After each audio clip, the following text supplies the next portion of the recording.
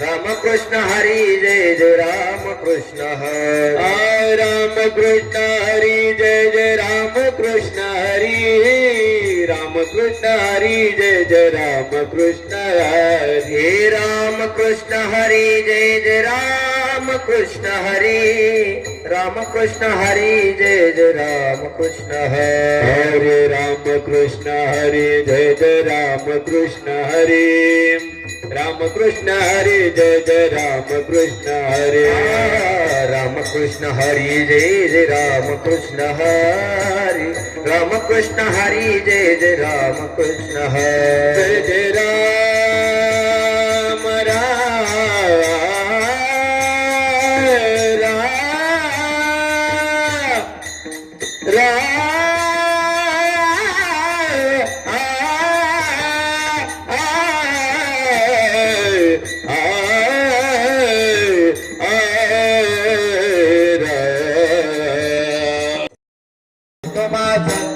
ऐसी करवळाची जाती ऐसी करवळाची जाती ऐसी करवळाची जाती करीला भाविना भीती करीला भाविना भीती करीला भाविना भीती करीला भाविना भीती करीला भाविना भीती करीला भाविना भीती पार कुमारी पार कुमारी पार कुमारी पार कुमारी पार कुमारी पार कुमारी पार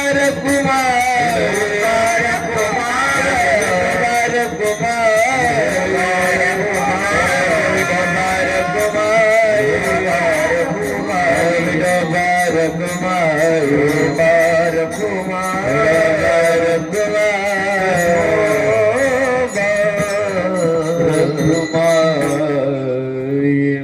मागे बसलेले पुढे येऊन बसा चला मागे तर चित्त ऐसी कळवळ्याची जाती करीला भावी न प्रीती पोटी भार वाहे त्याचे सर्वस्व ही साहे ऐसी कळवळ्याची जाती करीला भावी न प्रीती तुका म्हणे माझे तुम्हा संतांवरी ओझे ऐसी कळवळ्याची जाती करीला भावी न प्रीती वक्रतुंड महाकाय सूर्यकोटी समप्रभ निर्विघ्नं करो मे देवो सर्वकार्येषु सर्वदा सर्वमंगलमांगल्ये शिवे सर्वार्थ साधिके शरण्ये त्र्यंबके गौरी नारायणी नमोस्तुते या कुंदेन्दु तुषार हर धवला या शुभ्रवशारुता या वीणावरदंड मंडित करा या श्वेत पद्मासना या ब्रह्माच्युत शंकर प्रभृतिभिः देवही सदा वंदिता सामां पातु सरस्वती भगवती निशेष जाड्या पहा नमो विठ्ठला राजया पांडुरंगा नमो रुक्मिणी मावली ज्ञानगंगा नमो पुंडलिका नमो चंद्रभागा नमस्कार माझा त्या रुक्मिणी पांडुरंगा सेवे लागी सेवक झालो झालो सेवे लागी सेवक झालो झालो सेवे लागी सेवक झालो झालो सेवे लागी सेवक झालो झालो तुमच्या लागलो निज चरणा तुमच्या लागलो निज चरणा आहो स्वामी तुकया देवा देवा आहो स्वामी स्वामी तुकया देवा देवा तुमच्या लागलो निज चिरमा तुमची लागलो निज चिरमा अहो स्वामी तुकया देवा यावरी न धरावारू पांडुरंगा करू प्रथमान मानय पांडुरंगा करू प्रथमान मानय पांडुरंगा करू प्रथमान मन पांडुरंगा करू प्रथमान मन दुसरे चरण संताचिया दुसरे चरण संताचिया त्यांच्या कृपादाने कथेचा विस्तारू बाबाजी सद्गुरु दास तू त्यांच्या कृपादाने कथेचा विस्तारू बाबाजी सद्गुरु दास तुका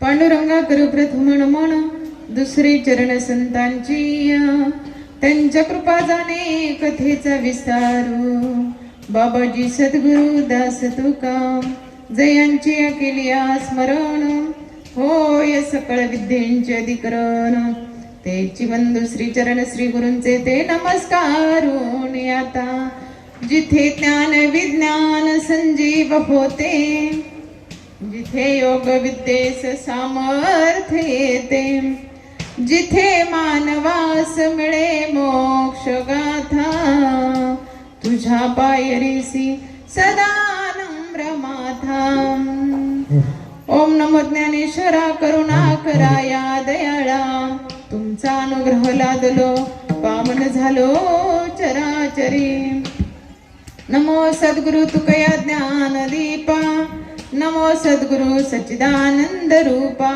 मोकळं व्हावं ऐ सिकळवड्याची जाती करी लाभावी नको तू बघा आज की निमित्ताने कशा निमित्ताने आपण जमला आहोत सगळ्यांना ज्ञात आहे माहित आहे तरीही सांग ना आद्य कर्तव्य अनाथने आज या ठिकाणी ज्या मातोश्रींच्या प्रथम पुण्यस्मरणानिमित्त आपण जमलो आहोत अशा असणाऱ्या मातोश्री कैलासवासी गंगा भागीरथी भीमाबाई राजाराम सेंद्रे या सेंद्रे परिवारातून आज या आईंना जाऊन वर्ष झालेलं आहे आणि आज प्रथम पुण्यस्मरणानिमित्त आज येथे आपण सर्वजण जमले आहोत म्हणून आईंना आज शेवटची श्रद्धांजली वाहण्यासाठी आपण इथे जमलो आहोत परंतु तद्वत माहीन मागे असणारे या आईन मागे असणारे परिवार आहे म्हणजे बघा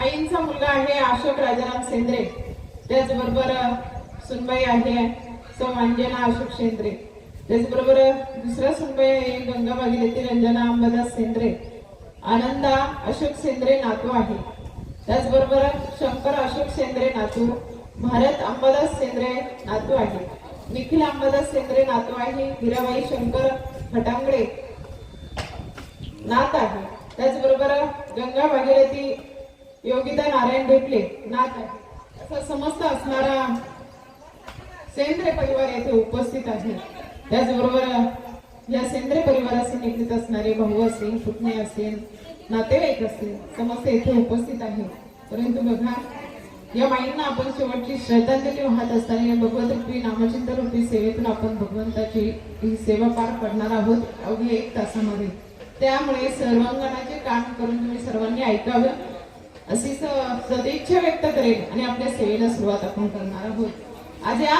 माईंना आपल्यातून जाऊन आईंना आपल्यातून जाऊन 1 वर्ष झाले प्रथम पुण्य स्मरणासाठी आपण जमलेलो आहोत खरं तर बघा या जीवनात आल्यानंतर या मृत्यूलोकामध्ये कोणीही राहण्यासाठी आलेलं नाही याचं नावच काय आहे मृत्यूलोक या मृत्यूलोकामध्ये कोणीच राहण्यासाठी नाही आलं तर प्रत्येक जण या मृत्यूलोकातून जाणार आहे या मृत्यूलोकाचा निरोप घेणार आहे महावैष्णव ज्ञानेश्वर माऊली म्हणतात उपजिते नासे नासेले ते पुनरुपी दिसे हे घटिका यंत्र परिभ्रमिका जो उपजलाय तो जाणार आहे या मृत्यूलोकाचा निरोप घेणार आहे येथे कोणीच राहणार नाही कारण बघा येथे नाही बुराल अवतार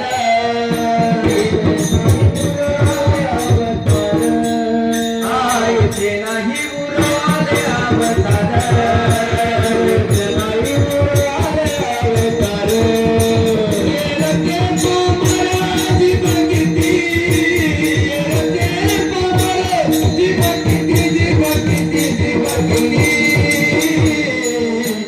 येथे नाही गुरु आले अवतार, येथे नाही गुरु आले अवतार, येथे नाही गुरु आले अवतार, येथे नाही गुरु आले अवतार.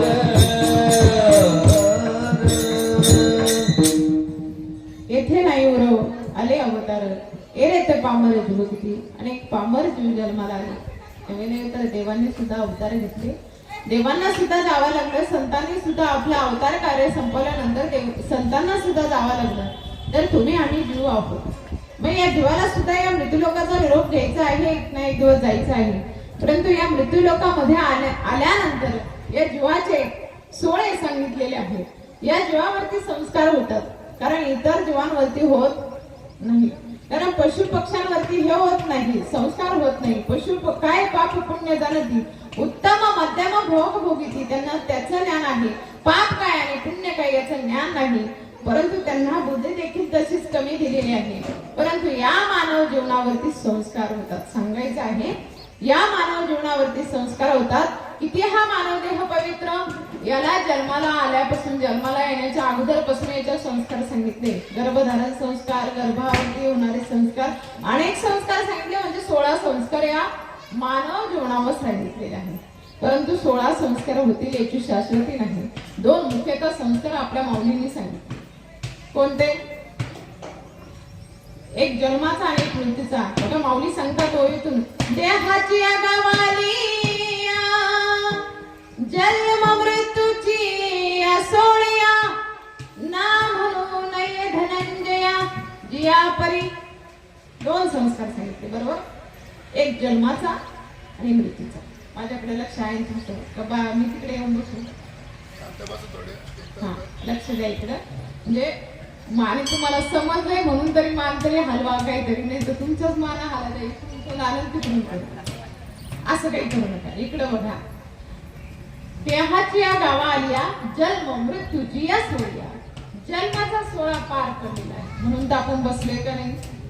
लेकरांनी बसले का नाही? इथं जन्माचा सोहळा आपला पार पडलेला आहे आणि मृत्यूचा सोहळा आपला पार पडणार आहे आणि निश्चित होणार आहे. एखादं म्हटलं माझा नाही होणार, अरे त्याचा पहिला नंबर. म्हणजे बघा, प्रत्येकाचं इथं आल्यानंतर मृत्यू लोकांमध्ये आल्यानंतर जावाच लागणार आहे. ह्या मृत्यू लोकांमध्ये आल्यानंतर 2 संस्कार निश्चित ठरलेले आहेत.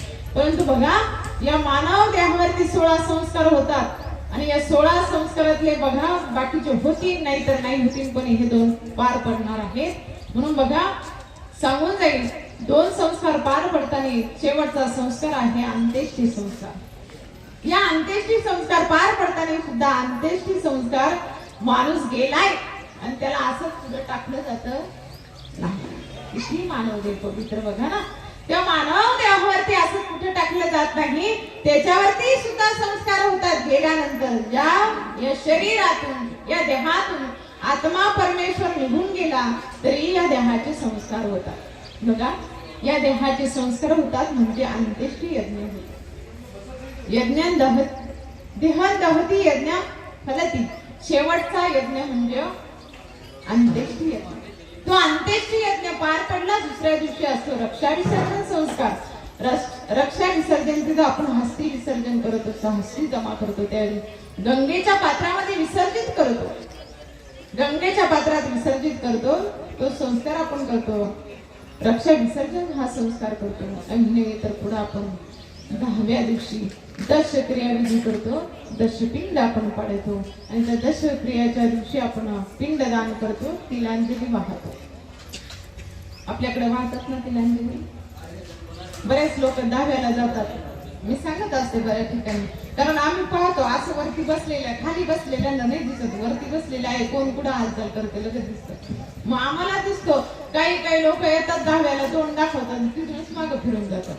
म्हणजे काही श्राद्धाला आलेले असतात, 10व्याला असतात, काही नुसते भेट द्यायला आलेले असतात. बरोबर आहे का नाही? म्हणजे जे कीर्तनाला प्रवचनाला आलेले असतात किंवा खरोखर त्या दशक्रिया विधीला किंवा वर्ष आलेले असतात ना, ते सुरुवातीपासून आलेले असतात. आणि जे शेवट येतात ते फक्त भेट द्यायला आलेले असतात. भेट देण्यासाठी आलेले असतात. आपल्या पाहुण्यांना जाऊन भेट दिली पाहिजे, तेही आपल्या कार्यक्रमात आले पाहिजे म्हणून. बरं का. मग काय सांगत होते, दशक्रिया विधी होतो. दशक्रिया विधी झाला की त्याच्या दिवशी 13व्या दिवशी 13 माणसं आपण जीव घालतो. आपण 13 जणांना जीव घालतो आणि त्या माणसाच्या नावाने जीव घालतो. 13व्या विधीनंतर इहलोकीचा प्रवास चालू होतो. इहलोकीचा प्रवास करत असताना बघा अनेक टप्पे त्याला घेत जावं लागतं. मग तिथेही आपण 1 महिन्याला 1 पितृजोग करतो. महिन्याला 1 पितृजोग करत असतो. एक माणूस गेला म्हणजे पुरुष गेला असेल तर पुरुष, महिला गेली असेल तर महिला आपण जीव घालतो.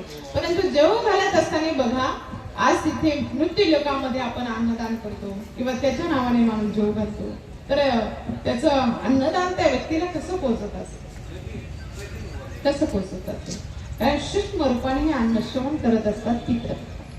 आणि म्हणून आपण त्यांना अन्नदान करणं आपल्या दर महिन्याला कर्तव्य आहे. आणि गरुड पुराणामध्ये सांगितले आहे ज्या ज्या ठिकाणी महिन्याला त्यांचा विश्रांतीचा आरामाचा टप्पा असतो तिथे गेल्यानंतर त्यांना भूक लागते आणि भूक लागते म्हणून अन्नदान आपल्याला करायचं असतं.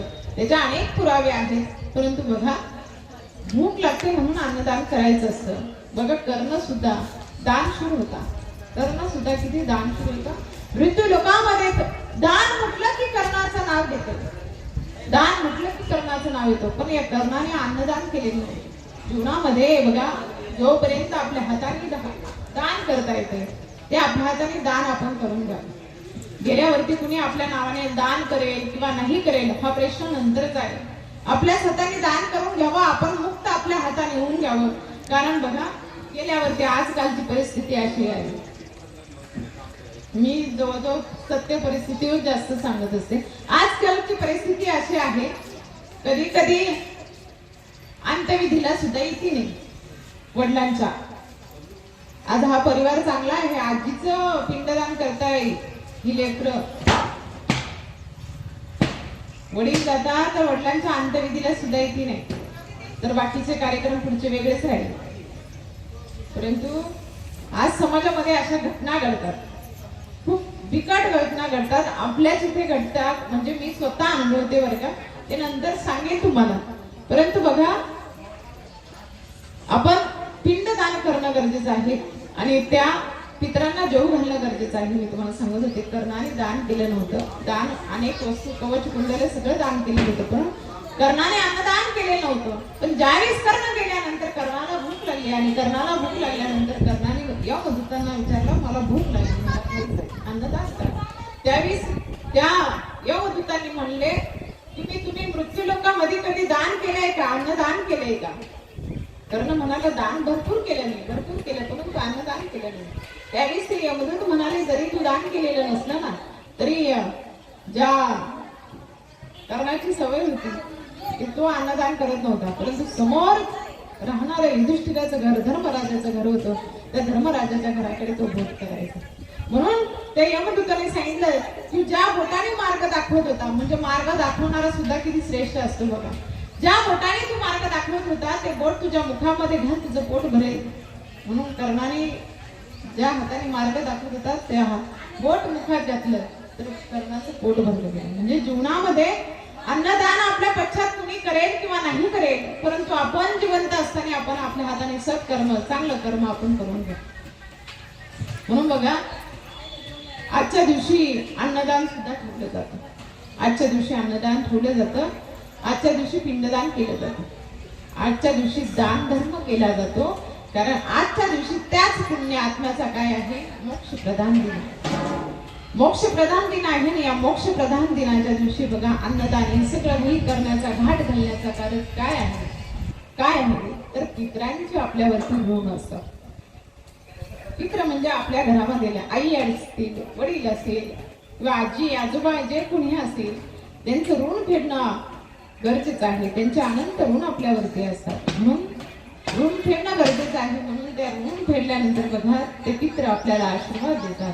तुका मन पितृ आशीर्वाद देती, तुका मन पितृ आशीर्वाद देती, तुका मने पितृ आशीर्वाद देती, तुका मने पितृ आशीर्वाद देती.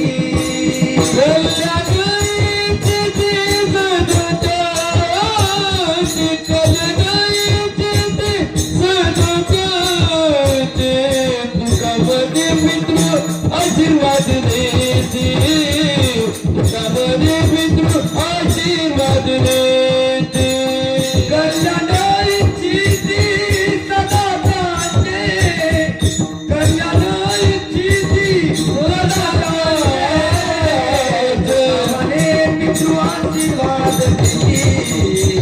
तुका म्हणे पितृ आशीर्वाद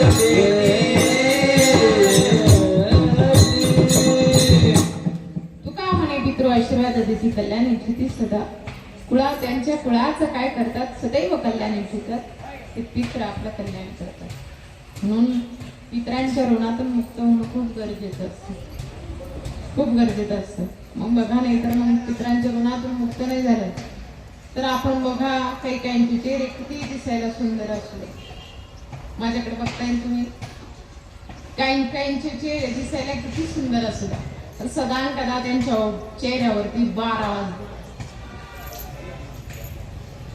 असतात की नाही अरे काही ना किती हसा म्हणलं तरी हसू येत नाही हे आमचं काही महिला मंडळ मोकळ्या मनाने हसतात पण काही ना मोकळ्या मनाने हसता सुद्धा येत नाही मग त्यांना ते पितरांचे लागलेले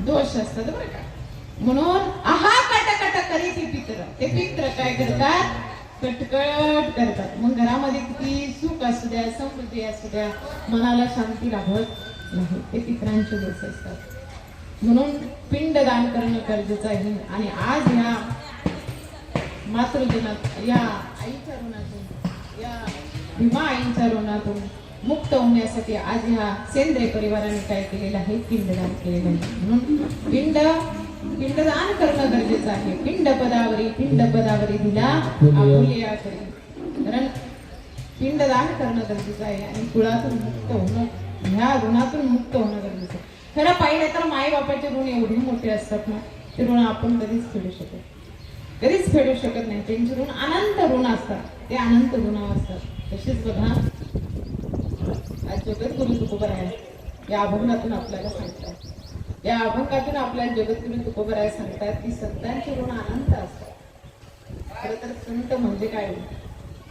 जगद्गुरु तुकोबराय म्हटलं तरी तुकोबरायांचा विषय जरी घेतला आपण आम्हाला पाहिलं तर आपण काय करू आपली कळती आपल्याला नको वाटतं थरथर कापतो आपण तसं जगद्गुरु तुकोबरायांचं नाव जरी घेतलं तर काय होतं तुकाराम नाम गीता काव्यम नाम घेता काव्यम नाम गीता काव्यम तुकाराम नाम घेता काव्यम नाम घेता काव्यम नाम घेता काव्यम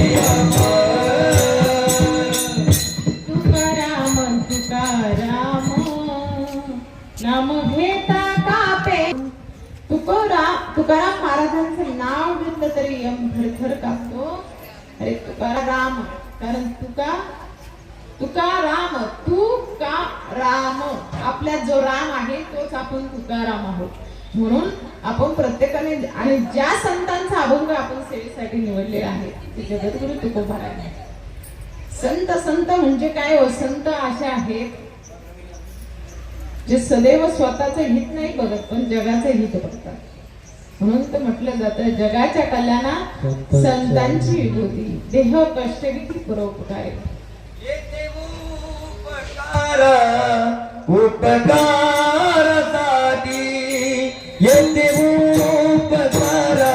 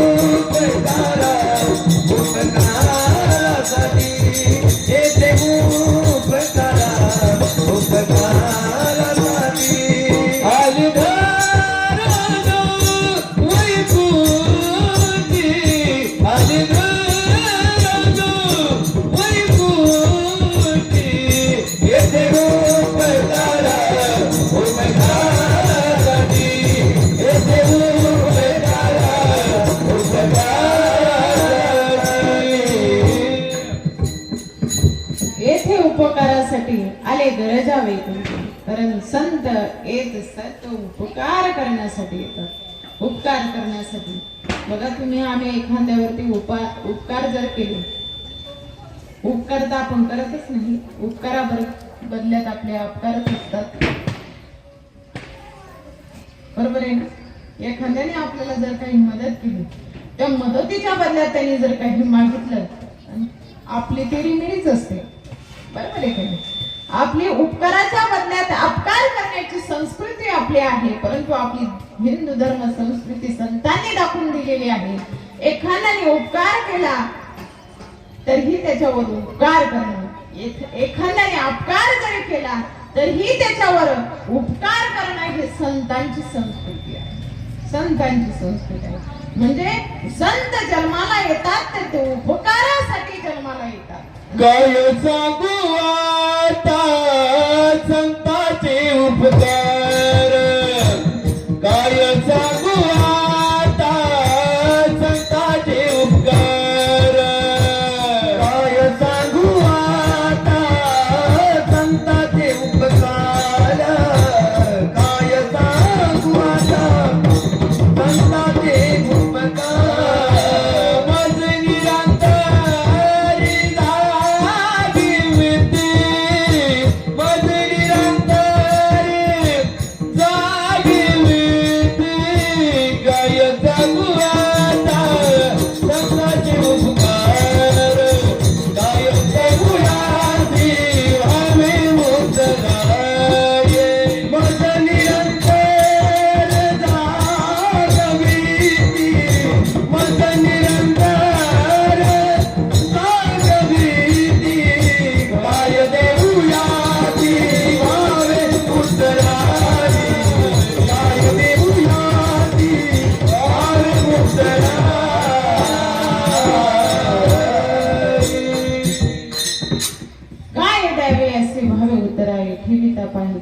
किती संतांचे उपकार अनंत आहे. काय सांगू आता संतांचे उपकार.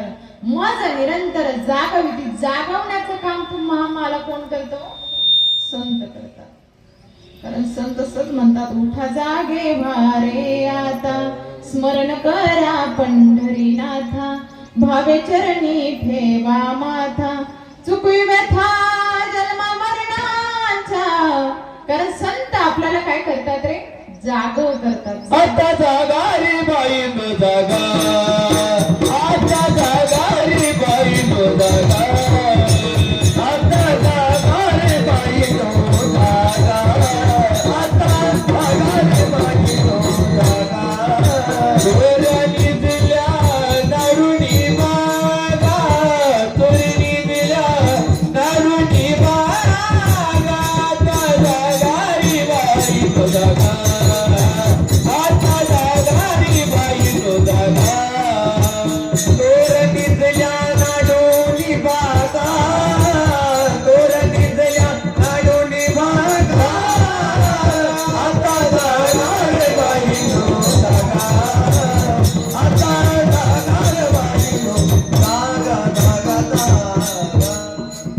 संत आपल्याला काय करतात?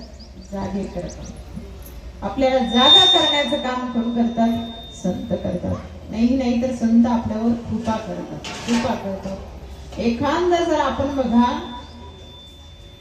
एक वेळ देव कृपा करीन हे सांगता येत नाही, पण संत मात्र आपल्यावरती कृपा केल्याशिवाय राहणार नाही. देवाजवळ जर गेले ना, देवाजवळ सुद्धा भेदाभेद आहे, पण संत सोडनिया गिरिया आम्हाला किराला, आई आई आई आज म्हणू मी कुणाला, आई आई आई आज म्हणू मी कुणाला, आई आई आई आज म्हणू मी कुणाला. सोडनिया गिरिया आम्हाला किराला, सोडनिया गिरिया आम्हाला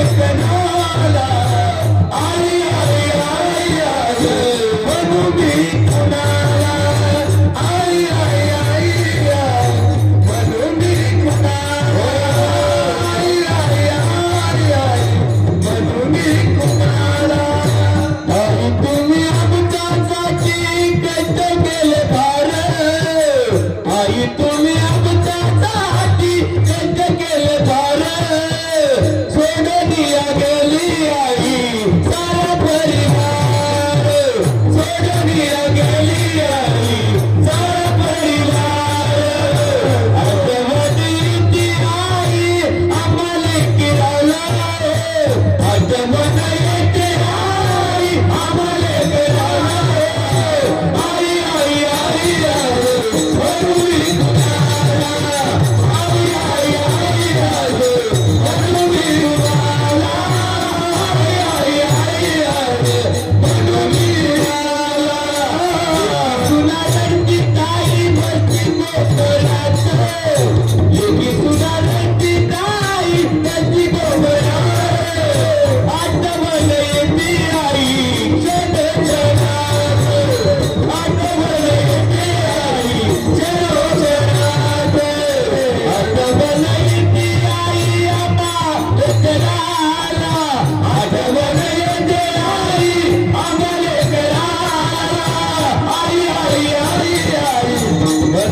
कुणाला आई आई आई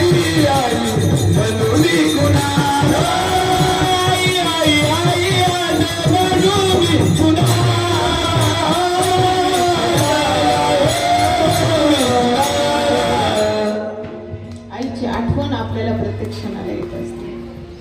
प्रत्येक क्षणाला आपल्याला आईची आठवण येते. जोपर्यंत आई आहे ना तोपर्यंत आपल्याला किंमत कळत नाही. पण एकदा का आई निघून गेली, काना कोपऱ्यात निकी सुना रडत बसल्या, किती आईला आठवण्याचा प्रयत्न केला परंतु ती आई आपल्याला परत दिसत नाही. एकदा म्हटलं जातं ढगा आड गेलेला सूर्य परत दिसेल पण माती आड गेलेले मायबाप परत दिसणार नाही. म्हणून त्या मायबापाला आहे तोपर्यंत सांभाळ, कारण आहे तोपर्यंत त्यांची सेवा करणं आपला धर्म आहे आणि गेल्यानंतर त्यांची तिलांजली पिंडदान करणं आपलं कर्तव्य आहे. म्हणून हे सगळं पार पडत असताना आई वडिलांची सेवा जिवंत असताना करा. जास्त करून जिवंत असताना त्यांना जपा. बऱ्याच ठिकाणी उदाहरणं पाहतो, बऱ्याच ठिकाणचे जाऊ द्या आमच्या स्वतः सत्तेत घडलेल्या घटना, माझ्या डोळ्यासमोर घडलेल्या घटना आहेत. आज आपल्या आश्रमात येणारे बरेच व्यक्ती इथे उपस्थित आहेत. मागे तिरंदाजा असेल, अनेक जण इथे आपल्या आश्रमात येणारे आहेत. परंतु बघा, सत्य घटना तुम्हाला सांगू जाईल की जवळजवळ 7-8 वर्ष आजी आपल्या आश्रमामध्ये राहिल्या. आजीची परिस्थिती अशी होती, लासलगावच्या बस स्टँडवरती आई बसलेली आणि रडत होती. गावातील लोक विचारत होते, आई काय झालं, कुठे जायचंय, काय करायचंय, काही सांगत नव्हते. आणि नंतर मग काही मार्ग सापडत नव्हता म्हणून गावातल्या लोकांनी सरांना फोन केला, गुंजा सरांना, आणि सांगितलं अशी अशी एक महिला इथे बसलेली आहे, तिला घ्यायला या. तिला घ्यायला आम्ही गेलो, तिला आश्रमात आणलं.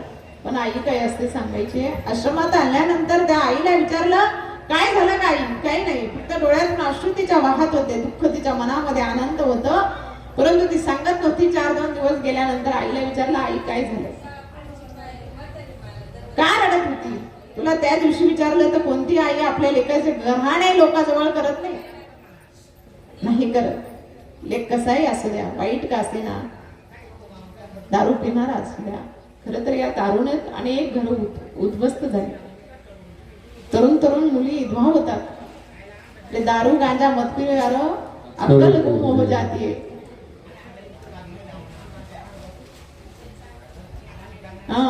दादांनी सांगितलं, पिना है तो हरिनाम का प्याला पियो, जिंदगी सवर जाएगी. अरे हरिनामाचा प्याला प्या.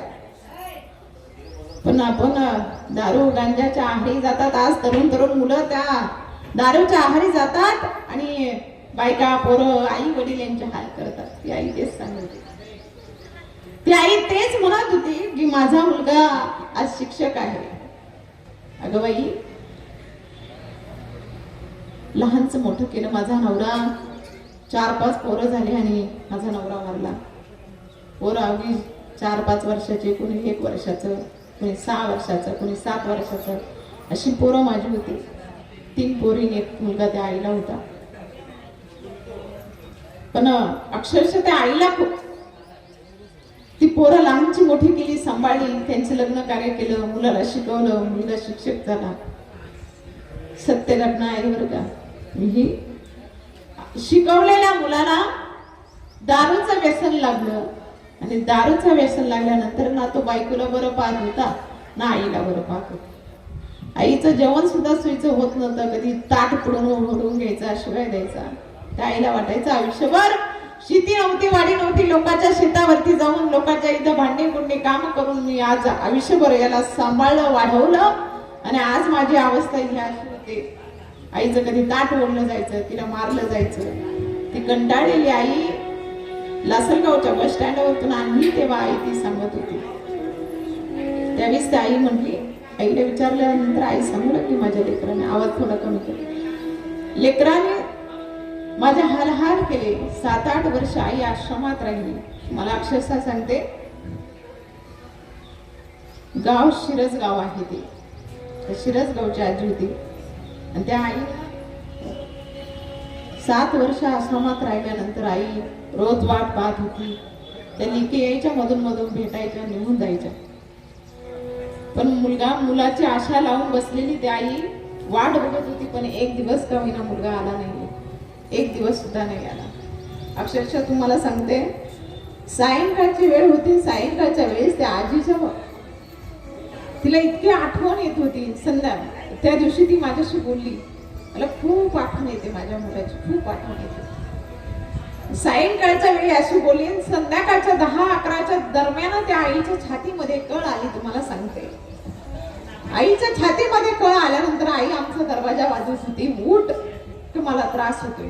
अक्षरशः ही माझ्या आश्रमातली लेकरं, या लेकरांनी आईला दवाखान्यात नेण्यासाठी गाडीत बसवलं. नाही म्हणायची, पण म्हणतात ना, अंतकालेच्या मामेवर स्मरण मुक्ता कलेवरम. अंतकाळाच्या वेळी सुद्धा त्या आईच्या मुखामध्ये नाम होतं बरं का, नाम होतं.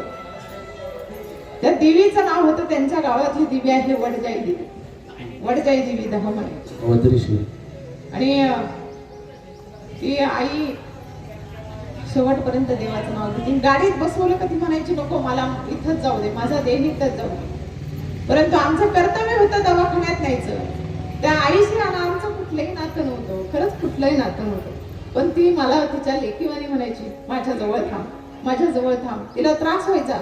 4 वेळाने ह्या पोराने गाडीत बसवलं आणि खाली उतरवलं. ती म्हणायची, मला गाडीच्या खाली द्या, मला आता दम नाही मिळत, अशी म्हणायची. आणि शेवटी तुम्हाला सांगते, म्हटलं काही हो, त्या दवाखान्यात नाही. दवाखान्याच्या बेडवर टाकलं ना आईचा देह तिथे. गेल्यानंतर 12-12:30 वाजले असतील. असं करता करता 12:30च्या दरम्यान आई गेली. अक्षरशः आम्ही खूप फोन फिरवले, म्हणून कुणी फोन उचलला नाही त्यांच्या घरातला. मग आम्ही त्याच गावामध्ये आमचे रवी काका आहे, ब्राह्मण आहे, त्यांना फोन केला. एवढ्या रात्री जाऊन त्या काकांनी त्यांच्या घरी जाऊन सांगितलं, पण त्यांनी कुणीच आलं नाही, कुणीच आलं नाही. अक्षरशः अशा अनेक अंत्यविधी आपल्या आश्रमातून केले. आज 6वा दिवस आहे. एक त्या आजीला जाऊन तर जवळजवळ आता 2-3 वर्ष झाली, पण आज 6वा एक दिवस आहे. आजच्या दिवशी 6 दिवस झाले आमच्या आश्रमातले एक बाबा गेले. भंडारे आडनाव आहे त्यांचं, सुक्याण्याचे. 6 दिवस झाले. आज ते बाबा सुद्धा 5-6 वर्ष आपल्या आश्रमात राहिले. विशेष म्हणजे सरांनी इतके फोन लावले नातेवाईकांना, त्याच्या घरच्यांना, कोणीच आलं नाही अंत्यविधीला, कोणीच अंत्यविधीला आलं नाही. आणि त्याच माणसांची आमच्या आश्रमामध्ये, वृद्ध आश्रमामध्ये, त्या वृद्धांची आम्हीच आग्ने दाग देतो, आम्हीच त्यांचे खांदेकरी होतो. आमची लेकरच त्यांना पाणी पाणी होतात. आम्ही कोणाची वाट बघत होतो.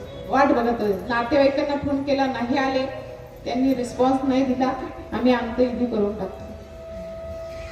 सांगायचं एक आहे, ज्या मायबापांनी आपल्याला घडवलं आहे, ज्या मायबापांनी आपल्याला जगण्याचा मार्ग दाखवला, ज्या मायबापांनी आपल्याला उभं राहायला शिकवलं, त्या मायबापांच्या अंत्यविधीला आपण जातो. आई रे बेमान दुनिया, आई रे बेमान दुनिया, आई रे बेमान दुनिया, आई रे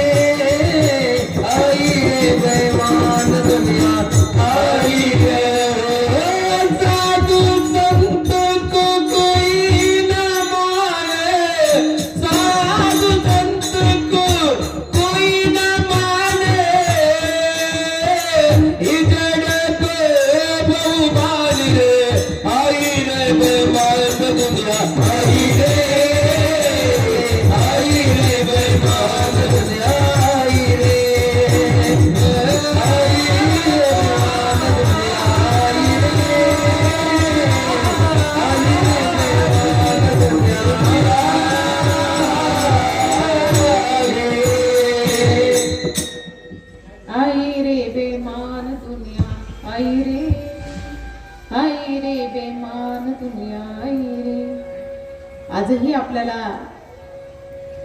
एक बाजूला आई वडिलांना सांभाळणारे दिसतात, एक बाजूला आई वडिलांना नाही सांभाळणारे दिसतात. काही लोक आजही आई वडिलांना सांभाळायला तयार नसतात, पण काही लोक आजही आईचे वडिलांचे अभिष्ट चिंतन सोहळे मोठ्या प्रमाणात करताना दिसतात. असं नाही म्हणत की आई वडिलांना कोणी प्रेम करत नाही. काही ठिकाणी असं आहे तर कृतज्ञ झालेले आहेत आणि काही ठिकाणी कृतज्ञ झालेले आहेत. म्हणून आपण आई वडिलांच्या ऋणातून मुक्त होऊ शकत नाही. आई वडिलांचे अनंत ऋण आपल्यावरती आहे, त्या आईचे ऋण आपल्यावरती अनंत आहे. एकाने विचारलं, काय असते आई, काय असते? स्वामी विवेकानंदांना विचारलं, आई काय असते सांगा ना, आई काय असते, काय आहे आई, सांगा आम्हाला आई काय आहे. मी आई आई सगळा समाज म्हणतो आई आई. मग जगद्गुरु तुकोबराय म्हटले, लेकुराची हित वाहे माऊलीचे चित्त, जेणे तेने मातृदेवो भव पितृदेवो भव. अरे आई आई काय आहे, आई काय आहे विचारलं तेव्हा स्वामी विवेकानंद म्हटले, बाळा माझ्याकडे याचं उत्तर नाहीये. आता मी तुला उत्तर दिलं तरी तुला पटणार नाही आणि सांगितलं तरी पटणार नाही. त्यापेक्षा एक काम कर, याचं उत्तर तुझं तुलाच भेटून जाईल. तुझ्या खांद्यावरती असणारा पंचा खाली काढ, त्या पंचात समोर पडलेली वीट आहे ती वीट घे आणि ती पंचामध्ये बांध, आणि ते बांध नंतर ती पोटावरती बांधून घेऊन जा. जे काम करायचं ते कर, झोपायचं तर झोप, उठायचं तर उठ, काय करायचं ते कर आणि 3 तासानंतर माझ्याकडे ये. तो मनुष्याने अरे काय सांगता येईल, परंतु आता गुरुने सांगितले म्हणून करायचं म्हणून केलं आणि गेला घरी. घरी गेल्यानंतर जेवण वगैरे केलं, बसायला गेला, पोटाला वीट टोचली, त्रास व्हायला लागला, उठाय गेला, ते अडचणच व्हायला लागली आणि त्याला असं वाटलं आता खाल्लंय पिलं थोडा आराम करू. आराम करायला गेला, तिथेही जमाना, तिथे झोपता येणार, उठता येणार. अरे चला काहीतरी काम करू, काम करायला गेला तर तिथे त्याला जमाना. आता काय 3 तासाचा अवधी दिला होता, पण हा घडी 1-1.5 तासामध्येच इकडे आला. परत 1-1.5 तासामध्ये आला आणि काय म्हणाले, स्वामीजी तुम्हाला मी विचारलं काय आईचं महत्व काय, आई आई काय आहे, आई आई काय आहे, तर तुम्ही मला हे काय सांगितलं. अरे स्वामी विवेकानंदांचं उत्तर गोड होतं. त्यांनी सांगितलं, आई म्हणजे हेच आहे. आई काय करते, पोटी भारवाई, पोटी भारवाए, पोटी भारवाए, पोटी भारवाए, पोटी भारवाए, पोटी भारवाए, पोटी भारवाए, पोटी भारवाए, पोटी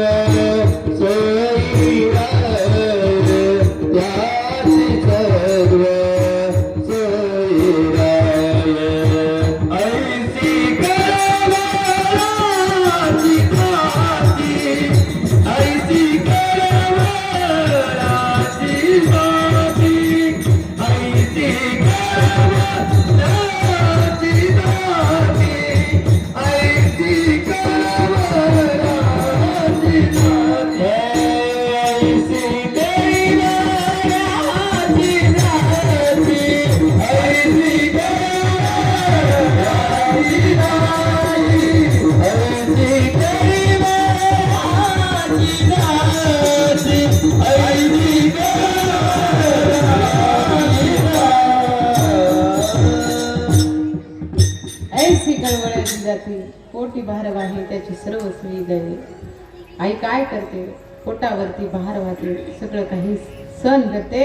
स्वामी विवेकानंदांनी सुद्धा ते सांगितलं आहे. ऐक ना वेड्या, आई काय करते 9 महिने 9 दिवस पोटावरती भार होते आणि आपलं काय करते सांभाळ करते. ती असते आई. म्हणून आईला एवढं श्रेष्ठत्व दिलेलं आहे. आई आई का अगोदर श्रेष्ठत्व दिले तर सगळ्यात जास्त भार वाहणारी ती आई आहे. म्हणून ती आई आहे. सबसे बड़ी है माँ पगले, सबसे बड़ी है माँ, सबसे बड़ी है माँ,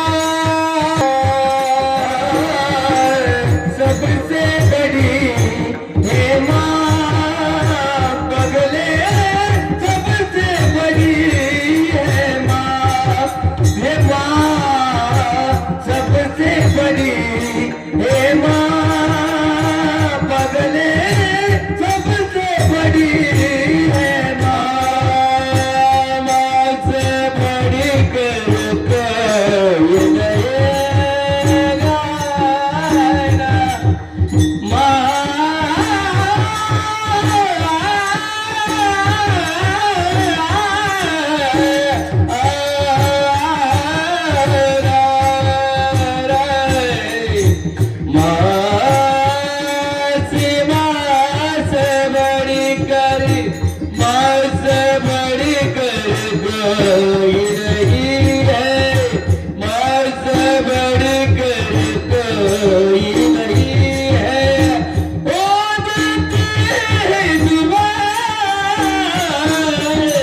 सबसे बड़ी है माँ पगले, सबसे बड़ी है माँ, सबसे बड़ी है माँ पगले, सबसे बड़ी है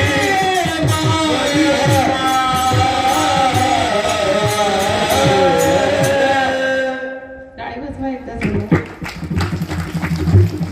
आई सगळ्यात श्रेष्ठ आहे. सबसे बडी है माँ, माँ से बढ़कर कोई है नहीं. कारण आई सारखं दैवत या जगामध्ये नाही. म्हणून तर म्हटलं जातं स्वामी तिने जगाचा आई विना भिकारी. अरे आई सारखं दैवत नाही या जगामध्ये, दुसरं कोणी नाही. आपण कुठेही देव शोधण्याचा प्रयत्न केला परंतु देव भेटणार नाही. एक सांगू तुम्हाला, आई वडिलांची सेवा करून देव प्राप्त करता येईल.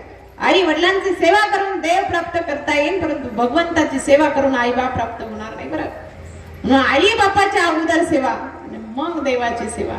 म्हणून आई आपल्या घरातले जे मंदिर आहे ना त्या मंदिरात असणारे विठ्ठल रखुमाई आपण पूजले पाहिजे. आई आणि वडील हे दोघं जण पूजले पाहिजे. त्यांचे आपण रोज दर्शन घेतलं पाहिजे. आपण त्यांचं ऐकलं पाहिजे. कारण आईसारखं समजून सांगणारा बापासारखा आधारवडे या जगामध्ये दुसरं कोणी नाही. म्हणून तर म्हटलं जातं सकळ तीर्थाची धुरे जे का माता पिता रे तया चिकीर शरीर लोणचे. सगळ्या तीर्थांचं ठिकाण म्हणजे मायबाप आहे. आणि त्या मायबापाला आधी आपण विचारलं पाहिजे. इतर जग आपल्या उपकार करीन नाही करीन सांगता येणार नाही, पण यांना गोठ्यात ठेवावं, कुठेही ठेवा, कोपऱ्यात ठेवा. अडचण होत असली एका कोपऱ्यात ठेवा, बाहेर शेड मध्ये ठेवा, कुठेही ठेवा, तरी ते आपल्याला आशीर्वादच देतील. आशीर्वाद देतील. म्हटलं जातं कुत्र्याला जर भाकर दिली तर ते एक दिवस भुकल्याशिवाय राहणार नाही. कुत्र्याला जर भाकर दिली तर ते एक दिवस भुकल्याशिवाय राहणार नाही. आई बापाला भाकर कशी द्यावं ते आशीर्वाद दिल्याशिवाय राहणार नाही. ते आशीर्वाद दिल्याशिवाय राहणार नाही. ते आई वडील आहे. म्हणून आई सारखं प्रेम या जगामध्ये नाही. सांगून जाईन आई काय असते. एक मिंचून असते. मिंचून जेव्हा आपल्या पिल्लाला जन्म देते ना ते मिंचवीला दूध नसतं पाजण्यासाठी. दूध नसतं. ती विंचून काय करते आपल्या पिल्लांना म्हणता मला खा, माझं शरीर खा. ते पिल्ला आईचं शरीर खाऊन नष्ट करतात. ती आई असते. आपल्या पिल्लांसाठी नष्ट होऊन जाते ती आई असते. आईसारखं दैवत या जगामध्ये नाही. आपल्याला आई आहे तोपर्यंत समजत नाही, गेली की कळते. परंतु बघा जगद्गुरु तुकोबराय सांगतात आई पोटी भार वाहते त्याचे सर्वस्व साथे. सगळं काही सहन करण्याची पात्रता म्हणजे आई वडिला मध्ये आहे. म्हणून आई वडिलांना जीव लावायचा. ज्याप्रमाणे संत म्हणतात की आम्ही जगद्गुरु तुकोबराय म्हणतात ज्याप्रमाणे आपण निश्चिंत होतो आईवरती भार टाकताना आपण निश्चिंत होऊन जातो, तसंच संतांवरती भार टाकल्यावर नंतर आपण सुद्धा निश्चिंत होऊन जावं, निश्चिंत होऊन जावं, निर्भीड होऊन जावं. आपल्याला कुठलीही काळजी घेऊन राहत नाही. कारण ज्याच्यावर भार टाकला त्याला सगळं काही सांभाळून घेण्याची तयारी त्याच्याकडे असते, म्हणून जगद्गुरु तुकोबाराय शेवटच्या चरणात सांगताय. तुका मनी माझे, तुका मन माझे, तुका मनी माझे, तुका मनी माझे, तुका मनी माझे, तुका मन माझे, तुका मन माझे, तुका मन माझे, तू माझा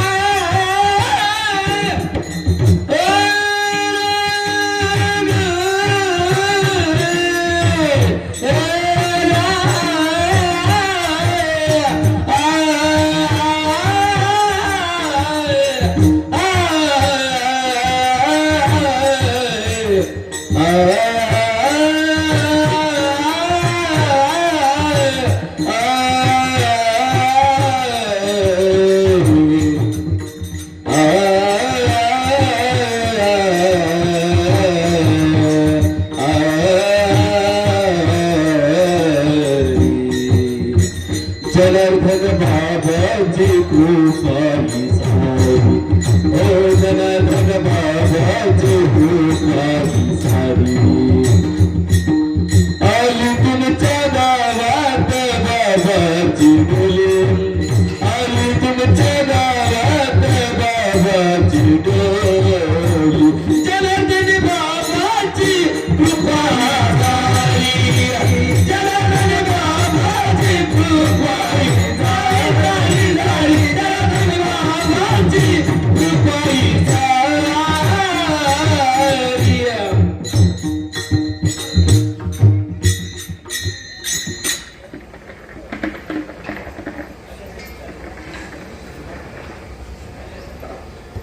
जगद्गुरु तुकोबाराय सांगतात, तुका म्हणे माझे तुम्हा संतांवर योजे. जगद्गुरु तुकोबाराय आपल्या संतांवरती भार टाकून निर्भीडपणे मोकळे होतात. तसेच आपली आई देखील आहे, आईवरती आपण निर्भीडपणे असतो. लहान लेकरू असतं, आईच्या सगळ्या आई सांगत तेच असतं. आई जसे बोलल तसं तो बोलत असतो, जसं घडवेल तसं तो घडत असतो. म्हणजे आईवरती निश्चिंत असतो. तो कुठेही असू द्या, किती मोठं घर असू द्या, काही असू द्या, एखादी खोडी केली कुणी मागं लागलं तर लपण्यासाठी त्याला मोठं घर नकोय, त्याला आईचा पदर हवा असतो. आईच्या पदरा मागे जाऊन ते लपतं होते लेकरू. म्हणजे आई जशी श्रेष्ठ आहे तसे आमचे संत देखील श्रेष्ठ आहे. संतांच्या सानिध्यात आम्ही गेलो की आम्हाला कुठली भीती राहत नाही. म्हणून जगद्गुरु तुकोबाराय सांगतात, तुका म्हणे माझे तुम्हा संतांवर ओझे. संतांवरती ओझे टाकलं की निर्भीडपणे जगता येतं, राहता येतं. ते संत असतात. म्हणून बघा, तर संतांनी आपल्याला मार्ग दाखवला, त्या मार्गावरती आपण चाललं पाहिजे. संतांनी आपल्याला भगवंत चिंतनाचा मार्ग दाखवला, त्या मार्गावरती आपण चाललं पाहिजे. मायबापाची सेवा करण्याचा मार्ग दाखवला, त्या मार्गावरती आपण चाललं पाहिजे. भगवत भक्तीचा मार्ग दाखवला, त्या मार्गावरती आपण चाललं पाहिजे. म्हणून आज या ठिकाणी असणाऱ्या कैलासवासी गंगाबाई भीमाबाई राजा राम सेंद्रे यांच्या प्रथम पुण्यस्मरणानिमित्त आपण सगळेजण आलो.